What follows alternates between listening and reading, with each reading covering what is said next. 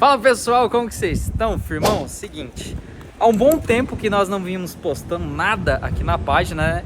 Porém passamos por diversas mudanças aqui não só na minha vida profissional, mas em tudo que envolve a gente. Durante esse período de mudanças, né, algumas boas, algumas fases ruins, né, como todo ser humano passa, a gente veio mudando, organizando alguns passos, passo a passo.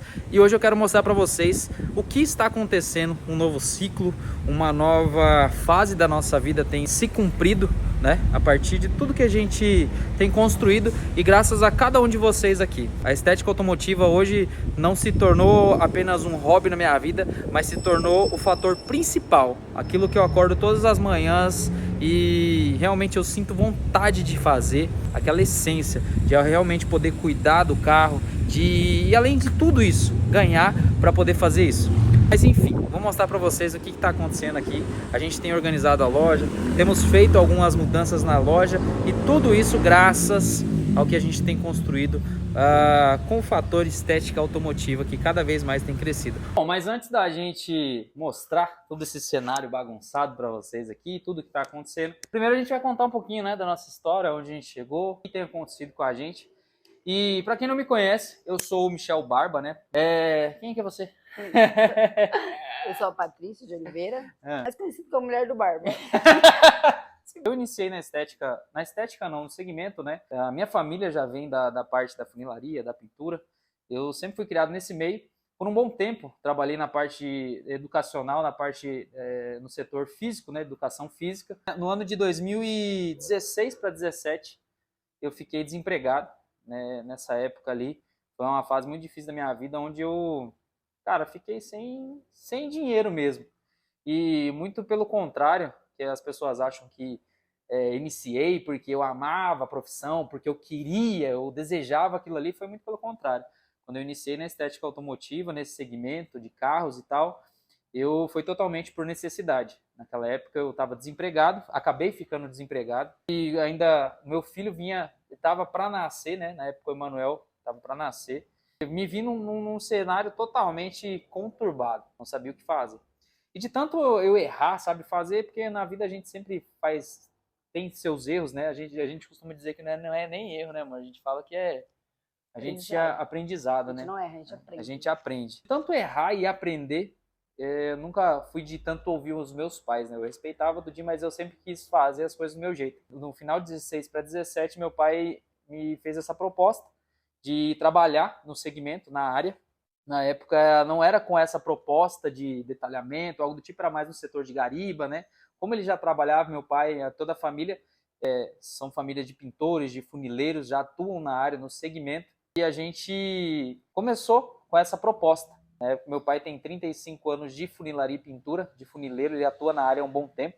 Meus tios, toda a minha família por parte do meu pai. E ele me fez essa proposta. Eu, por tanto bater cabeça, né, tanto errar, tanto fazer as cagadas da vida, eu resolvi ouvir. Em 2017 a gente começou a se profissionalizar, cada vez mais investir em treinamentos, e foi quando eu busquei especializações voltadas para o ramo da repintura, lixamento, processo de polimento e dentre outros derivados ali. Quando a gente começou cada vez mais buscar por conhecimento. Na época, o meu pai ele acabou seguindo para outros rumos, né? Meu pai eu não quis mais tomar conta da empresa, meu irmão acabou também querendo sair.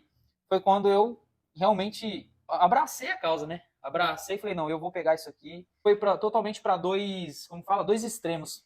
Um momento eu não tinha nada e daqui a pouco aquilo ali era o meu tudo. A estética automotiva acabou virando o meu tudo. Era o que eu vivia para fazer, era o que eu acordava, eu pensava, eu estudava, eu buscava, sabe? A Patrícia ela trabalhava no salão, né? Tinha um salão em casa. Você tinha um salão? Fala um pouquinho pra galera aí, então. A gente tinha montado meu salão em casa, né? Porque a gente ainda não tinha condições de montar em outro lugar. Então a gente montou o salão em casa. E ele ainda trabalhava com o pai dele aqui. Então ele trabalhava aqui e a gente fechava o orçamento junto com o salão. Mas era uma fase assim, bem apertada, né? Onde eu tinha minha filha, ele tinha o filho dele. Então passou assim bem apertado pra gente. Aí quando ele decidiu, o pai dele não quis, o irmão dele não quis mais, a gente decidiu assumir a loja. Aí foi quando a gente vendeu, né? Precisamos entregar a casa que nós morava e vendeu. E a gente vendeu tudo que a gente tinha na casa. Porque a gente não tinha condição de ficar com aquela casa que era do outro lado da cidade. E aí a gente vendeu tudo e veio morar numa única peça aqui na loja. A gente só tinha o quê? A cama e a televisão. A cama e a televisão. Nem cama, colchão. A gente tinha um colchão para dormir, porque a gente teve que vender tudo para conseguir também comprar a loja, investir na loja, porque senão a gente vendeu tudo, tudo. A gente ficou com um colchão e uma televisão. E numa pecinha aqui da loja. Quando a gente só tinha R$100 no bolso. Nessa época, a Patrícia ainda ela chegou a receber o auxílio, né? 6 meses. 6 meses. E com o dinheiro do auxílio, a gente simplesmente pagou um mês de aluguel, recomeçamos, né, todo o aluguel, né? Negociei, na realidade, pedi um prazo para que eu começasse a mexer, a pagar o aluguel da loja. Cara, foi bem bacana. Foi demais. E a gente começou a... Com aquele dinheirinho, a gente comprou um produto ou outro para poder mexer. Na época tinha um compressor, a gente tinha. E a politriz, que tá aqui. Deixa eu pegar. Para passar um mês, tinha pagado todas as contas da loja, né? Tinha essa politrizinha aqui, essa foi guerreira. Foi. Essa foi guerreira mesmo. E aí, o que tinha sobrado pra gente foi R$100 no bolso. Aí a gente imaginou, o que fazer com esses R$100, né, mano? O que a gente fazia? Na realidade, ou a gente comia um lanche, que era minha vontade, ou a gente passava fome, lutava para poder conseguir outro dia, fechar serviço, porque até então a gente não estava fechando serviço, né? Ou a gente, sei lá, administrava. Aí a Patrícia pegou e foi no mercado, a gente tem um mercado aqui próximo à loja, foi um mercado ali, e estava tendo promoção de Cup Noodles. Nessa época o Cup Noodles era... Carérrimo, né? Pra quem não sabe, o Cup Noodles é aquele macarrãozinho de pote. Sabe? Verdadeiro miojo pra ficar mais caro, né? Verdadeiro miojo pra ficar caro. E era os R$100 que a gente tinha, ela acabou comprando tudo de Cup Noodles. Só que a gente também não tinha fogão, não tinha coisa nenhuma. E a gente dividia. Era um de manhã cedo, um na hora do almoço, né? Um para os dois. Um para os dois, né? Aí você imagina. Como a gente não tinha fogão, como a gente não tinha onde esquentar, né? Não tinha micro-ondas nem nada até então. A gente fazia onde? No chuveiro. Ligava água bem quente no chuveiro e colocava lá. Uma época assim, cara, que pra mim, pro homem é muito, não vou dizer ruim, né? Mas é uma fase de aprendizado, porque pro homem, cara, você chegar nesse nível, vamos dizer assim, de, sabe, não tem o que fazer. Era muito ruim. Era ruim.